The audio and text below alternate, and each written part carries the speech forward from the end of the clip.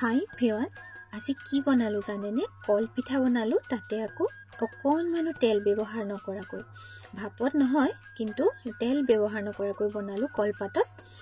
আৰু আপোনালোকৰ সন্মুখলৈ লৈ আহিছোঁ, যিহেতু বিহু পালেহি আমাৰ অতিকে মৰমৰ ৰঙালী বিহুটো, আৰু পিঠা খাবলৈ মন যোৱাই হৈ গ'ল নহয়নে? আহকচোন চাওঁ ৰেচিপিটো কেনেকৈ মই বনাইছোঁ। এয়া মই ৰাতিৰে তিয়াই থৈ দিছিলোঁ চাউল, যিকোনো জলপনীয়া চাউল বা নৰ্মেল ভাত খোৱা চাউল ল'লেও হ'ব। আৰু আপোনালোকে যদি গৰম বেছি হয় তেতিয়া ফ্ৰিজত থৈ দিব তিয়াই। তাৰপিছত সেইখিনি এতিয়া ৰাতিপুৱা এনেকৈ চেক কৰি চালোঁ, কোমলি আছে। এতিয়া ইয়াত ধুনীয়াকৈ ধুইয়ে মই তিয়াইছিলোঁ আচলতে। পানীখিনি আঁতৰাই লৈ মিক্সিত দিছোঁ, দি লৈ একেবাৰে কম পানী দিছোঁ। পৰাপক্ষত পানী নিদিয়াকৈ ভিজোৱা চাউলখিনি যদি আপোনালোকে এনেকৈ পিচি ল'ব পাৰে খুব ভাল, নহ'লে অসুবিধা হ'ব বনাবলৈ কলপিঠাটো। এয়া দেখিছেনে, শুকানকৈ এনেকৈ পিচি ল'ব লাগে। আৰু আপোনালোকে আগতে পিচিও থ'ব পাৰে শুকুৱাই ৰ'দত, সেইখিনি আৰু ভাল হ'ব। আৰু এয়া ল'লোঁ কলকেইটা দেখি কি কল যেন লাগিছে বাৰু? এয়া বোলে খুন্দা কল। অৱশ্যে খুন্দা কলৰ শ্বেপটো মোৰ নালাগিল, কিন্তু খাবলৈ সঁচাকৈ খুন্দা কলৰে যিটো সোৱাদ সেইটো। কল লৈ লৈছোঁ 2টা। আপোনালোকে কেইজন মানুহৰ হিচাপত বনাব সেই হিচাপত কলকেইটা লৈ ল'ব। মই 3জন মানুহৰ হিচাপত সেইকাৰণে 2টা কল লৈছোঁ। আৰু কলকেইটা দেখিছেই নহয়, খুব ধুনীয়া হৃষ্টপুষ্ট একেবাৰে।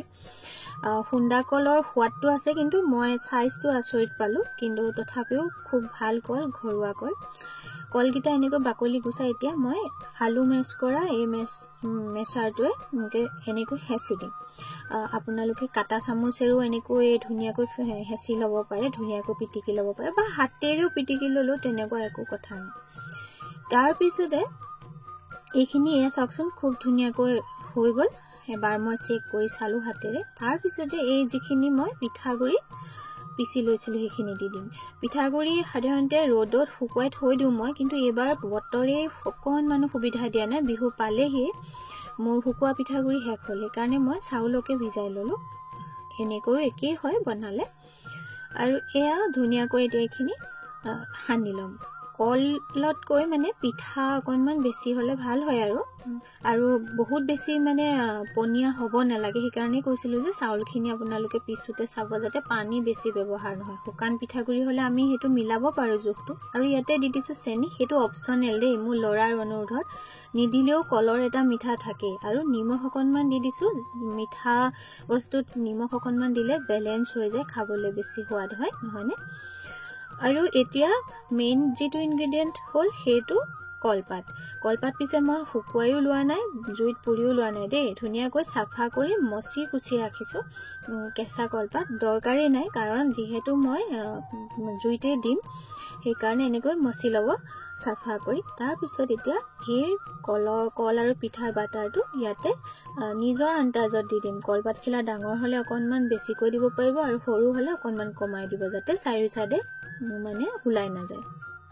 ওলাই গ'লেও কথা নাই বাৰু। এতিয়া এনেকৈ হাতেৰে মই মিলাই দিছোঁ। আপোনালোকে বেলনাৰেও মানে ওপৰত কলপাত দি এনেকৈ বেলি দিলেও হৈ যায়, কিন্তু মই হাতেৰে মিলাই ভাল পাওঁ। চাই মানে কিমান জোখত হৈছে চাব পাৰি। তাৰপিছত ওপৰত আৰু এখন তেনেকৈ কলপাত দি দিলোঁ, দি হেঁচি দিলোঁ।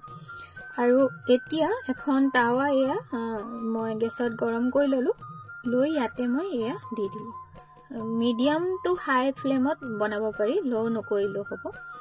এনেকৈ হেঁচি হেতাৰে হাতেৰে যেনেকৈ পাৰে আৰু হেঁচি এনেকৈ এবাৰ এতিয়া এটা লুটি দি দিম। এতিয়া চাবচোন কলপাতখিলাও পুৰা যাব যে এটা স্মকি ফ্লেভাৰ আহে, আৰু কলপাতৰ এটা কি যে সুন্দৰ মানে সুগন্ধ আহে নহয়। আৰু পিঠাটোত কলপাতৰ মানে লেয়াৰ এটা বহি যায়, খাবলৈও খুব বেছি সোৱাদ। মোৰ আইতাই এবাৰ মোক বনাই খুৱাইছিলে, মোৰ মনত আছে। তাৰপিছত মাৰ হাতেৰে খাইছিলোঁ। এয়া চাওকচোন হৈয়ে গ'ল। একেবাৰে হেল্ডি ৰেচিপি আৰু খুব ইনষ্টেণ্ট আপোনালোকে বনাব পাৰে। ল'ৰা ছোৱালী টিফিনৰ কাৰণেও বেষ্ট হয়। আজি পিছে মোৰ ল'ৰাটোক মই এনেকৈ স্কুলৰ খোৱা সময়ত তাক খুৱাই পঠিয়াইছোঁ।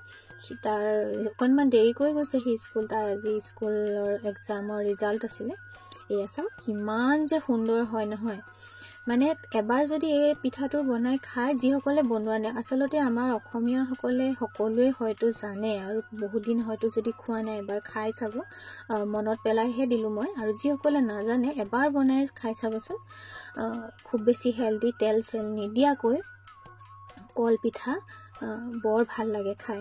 মই হ'লে খুব ভাল পাওঁ। আৰু যদি ৰেচিপিটো ভাল লাগে তেতিয়াহ'লে শ্বেয়াৰ কৰিবলৈ নাপাহৰিব দেই, আৰু ছাবস্ক্ৰাইব কৰি ল'বচোন যিসকল নতুনকৈ মোৰ চেনেলটোলৈ আহিছে। আৰু এয়া ৰাতিপুৱাই ল'ৰাই স্কুলৰ ড্ৰেছত তাক খাবলৈ দিছোঁ। গৰমে গৰমে খাবলৈ খুব সোৱাদ, ব্ৰেকফাষ্ট ৰেচিপি হিচাপেও আপোনালোকে ব্যৱহাৰ কৰিব পাৰে। আৰু যদি ভাল লাগে কমেণ্ট কৰি লাইক কৰি জনাব দেই।